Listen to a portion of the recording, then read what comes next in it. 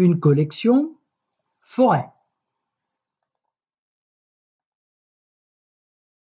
Nous avons des groupes et des attributs. Exemple, groupe métazoaire, attribut avoir des yeux et une bouche. De la même manière, vertébré, avoir un squelette interne. Tétrapode, avoir 4 membres. Oiseau, avoir des plumes. Passereau, avoir une taille moyenne, des pattes de type percheur et un bec de forme variable. Mammifère, avoir des poils et des mamelles. Ongulé, avoir des sabots. Bovidé, avoir 2 doigts porteurs et des cornes. Suidé, avoir un groin. Carnivore, avoir des molaires pointues de carnassier. Rongeur, avoir des incisives à croissance constante. Insecte, avoir un squelette externe avec une paire d'antennes, 3 paires de pattes et un corps en 3 parties, tête, thorax et abdomen. Hyménoptère, avoir des ailes antérieures 2 fois plus grandes que les postérieures. Lépidoptère, avoir 2 paires d'ailes recouvertes d'écailles. Orthoptère, avoir 2 paires d'ailes avec les antérieures plus épaisses. Coléoptère, avoir 4 ailes dont 2 élytres. L'ensemble de ces attributs pour ranger les animaux de la collection forêt. Le jet des chênes, la cétoine dorée, la mésange bleue, l'opinion des murailles, l'épère diadème, le paon du jour, la sauterelle verte, le cerf commun, le carabe doré, la biche, l'abeille domestique, le sanglier, le mulot, l'écureuil, le blaireau, la belette et le renard roux. Commençons. Tous les animaux de cette collection ont une bouche et des yeux. Ce sont des métazoaires. Ensuite, il y a ceux qui ont un squelette interne et vertébré ou ceux qui ont un squelette externe avec des pattes articulées, des arthropodes. Parmi les vertébrés, essayons de classer les animaux de cette collection. Nous avons les mammifères, poils et mamelles. Parmi les mammifères, nous avons les ongulés, sabots plus 2 doigts porteurs.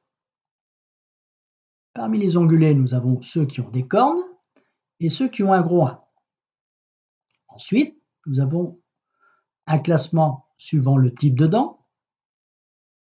Ceux dont les incisifs sont à croissance constante, les rongeurs, et ceux qui ont des molaires de carnassier, les carnivores. Il y a aussi les oiseaux, qui sont ici de taille moyenne, avec des pattes de type percheur et des becs de forme variable. Parmi les arthropodes, il y a ceux qui ont 3 paires de pattes, une paire d'antennes, les insectes. Parmi ces insectes, nous avons les coléoptères, 4 ailes dont 2 élytres. Hyménoptères, ailes membraneuses dont les antérieures sont 2 fois plus grandes que les postérieures. Les lépidoptères, 2 paires d'ailes recouvertes d'écailles. Les orthoptères, 2 paires d'ailes avec les antérieures plus épaisses.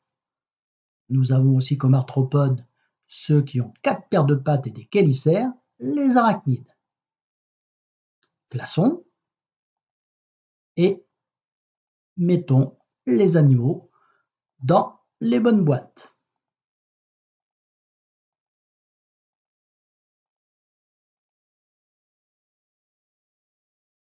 Voilà, ce classement peut aussi se faire de la manière suivante.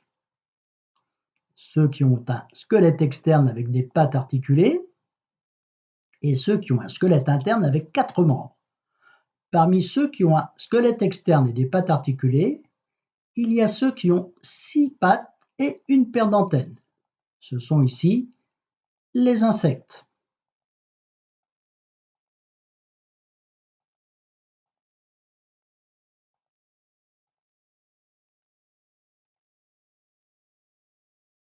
Maintenant, Il y a ceux qui ont 8 pattes et des chélicères.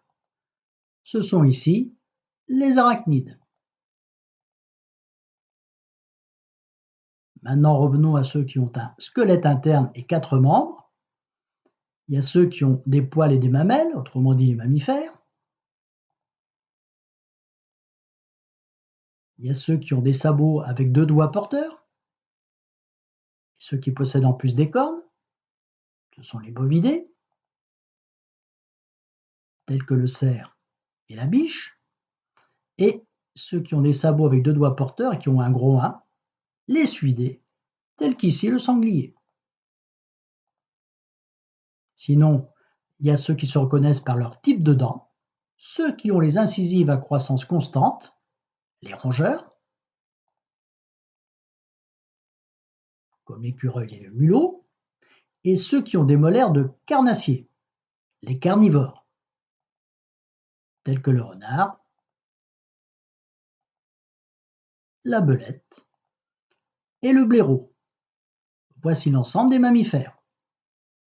Et enfin, dans la collection, ceux qui ont des plumes, les oiseaux, ici ceux à bec de forme variable, à savoir les passereaux,